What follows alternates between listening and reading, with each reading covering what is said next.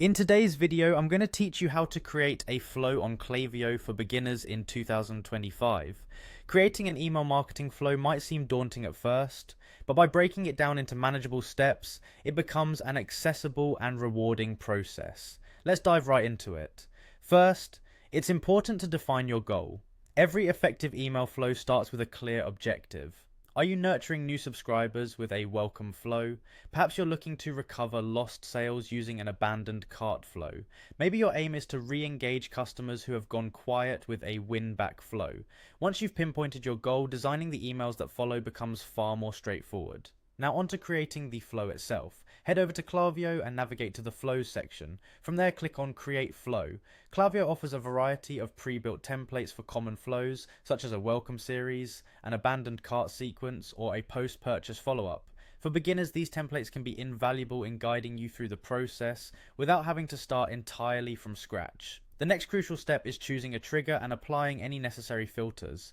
Your flow needs to know when to kick off, which typically hinges on a specific action taken by your audience. Common triggers include actions like subscribing to your newsletter or making a purchase. In the case of our example, we're focusing on an abandoned cart flow, so we'll select added to cart but no purchase as our trigger for abandoned cart recovery. Once the trigger is set, it's time to design your emails. Klaviyo's drag and drop email editor makes this an intuitive process. When crafting your email content, remember to focus on engaging your audience. Dynamic and compelling subject lines can make all the difference. For instance, a subject line like "Your cart is waiting," 10% off inside, can prompt curiosity and action.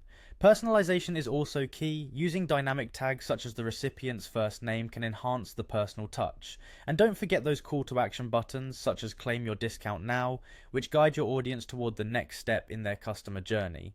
Adding delays between emails is another important factor to consider.